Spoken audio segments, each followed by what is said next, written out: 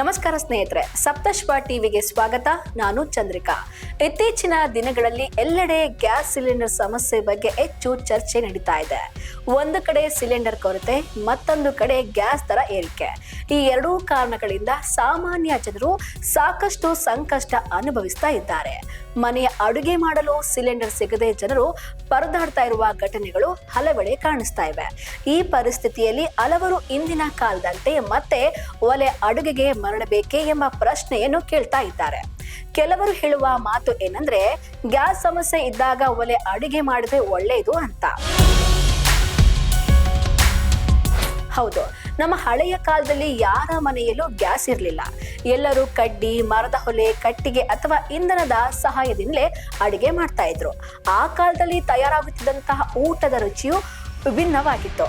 ಹಲವರು ಹೇಳುವಂತೆ ಒಲೆಯ ಮೇಲೆ ಮಾಡಿದ ಊಟಕ್ಕೆ ವಿಶೇಷವಾದ ಸುವಾಸನೆ ಮತ್ತು ರುಚಿ ಇರ್ತಾ ಇತ್ತು. ಅದರ ಜೊತೆಗೆ ಕೆಲವರು ಹೇಳುವಂತೆ ಒಲೆ ಅಡುಗೆ ಆರೋಗ್ಯಕ್ಕೆ ತುಂಬಾನೇ ಒಳ್ಳೆಯದು ಎಂಬ ನಂಬಿಕೆ ಕೂಡ ಇದೆ. ಅದು ನಿಜ ಕೂಡ ಹೌದು. ವಿಶೇಷವಾಗಿ ಗ್ರಾಮೀಣ ಪ್ರದೇಶಗಳಲ್ಲಿ ಇಂದಿಗೂ ಕೆಲ ಮನೆಗಳಲ್ಲಿ ಒಲೆ ಅಡುಗೆ ಸಂಪ್ರದಾಯ ಮುಂದುವರೆದಿದೆ. ಇನ್ನು ಉತ್ತರ ಕರ್ನಾಟಕದ ಭಾಗದಲ್ಲಿ, ಅದರಲ್ಲೂ ಹಳ್ಳಿ ಕಡೆ ಹೋದ್ರೆ ರೊಟ್ಟಿ ಒಡೆದು ಬೇಯಿಸೋದು ಈಗಲೂ ಒಲೆಗಳಲ್ಲಿ ಅಂತಾನೆ ಹೇಳ್ಬೋದು. ಆದ್ರೆ ಇದರ ಜೊತೆ ಕೆಲವು ನಕಾರಾತ್ಮಕ ಅಂಶಗಳು ಕೂಡ ಇವೆ. ಒಲೆ ಅಡುಗೆ ಮಾಡುವಾಗ ಹೊಗೆ ಹೆಚ್ಚಾಗಿ ಬರುತ್ತದೆ. ಇದರಿಂದ ಮನೆಯೊಳಗಿರುವ ಮಹಿಳೆಯರು ಅಥವಾ ಅಡುಗೆ ಮಾಡುವವರಿಗೆ ಉಸಿರಾಟದ ಸಮಸ್ಯೆ ಉಂಟಾಗುವ ಸಾಧ್ಯತೆ ಇರುತ್ತೆ. ಜೊತೆಗೆ ಮರದ ಇಂಧನಕ್ಕಾಗಿ ಮರಗಳನ್ನು ಕಡಿಯಬೇಕಾಗುವ ಪರಿಸ್ಥಿತಿಯೂ ಬರಬಹುದು. ಇದರಿಂದ ಪರಿಸರಕ್ಕೂ ಹಾನಿಯಾಗುವ ಸಾಧ್ಯತೆ ಇದೆ.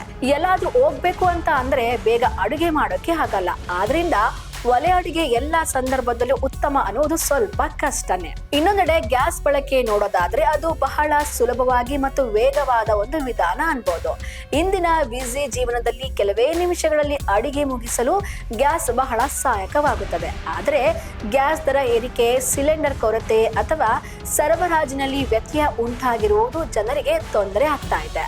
ಅದರಲ್ಲೂ ಬೆಂಗಳೂರು ಎಂಬ ದೊಡ್ಡ ಸಿಟಿಯಲ್ಲಿ ಪ್ರತಿಯೊಬ್ಬರಿಗೂ ದೊಡ್ಡ ಸಮಸ್ಯೆಯಾಗಿ ಕಾಡ್ತಾ ಇದೆ. ಈಗ ಬ್ಯಾಚುಲರ್ಸ್ಗಳಿಗೆ ಹೋಟೆಲ್ನಲ್ಲಿ ಸಮಸ್ಯೆ ಕೂಡ ಹೆಚ್ಚಾಗಿದೆ. ಪಿಜಿ ಮತ್ತು ಹಾಸ್ಟೆಲ್ಗಳಲ್ಲಿ ಊಟದ ಬೆಲೆಯೂ ಹೆಚ್ಚಾಗ್ತಿರುವುದು ಮತ್ತೊಂದು ಸಂಕಷ್ಟದ ಸಂಗತಿ. ಕೆಲವು ಕಡೆ ದಿನಕ್ಕೆ 1000 ರೂಪಾಯಿಗೂ ಹೆಚ್ಚು ಹಣ ತೆಗೆದುಕೊಳ್ತಾ ಇದ್ದಾರೆ ಎಂದು ಜನರು ಕಂಪ್ಲೇಂಟ್ ಕೂಡ ಮಾಡ್ತಾ ಇದ್ದಾರೆ. ಈ ಎಲ್ಲಾ ಪರಿಸ್ಥಿತಿಯನ್ನು ನೋಡಿದಾಗ ಕೆಲವರು ಹೇಳುವಂತೆ ಮನೆಯಲ್ಲಿ ಸರಳವಾಗಿ ಅಡುಗೆ ಮಾಡಿ ಊಟ ಮಾಡುವುದೇ ಉತ್ತಮ ಎನ್ನುವುದು ಕೆಲವರ ಅಭಿಪ್ರಾಯ ಕೂಡ ಕೇಳಿ ಬರ್ತಾ ಇದೆ.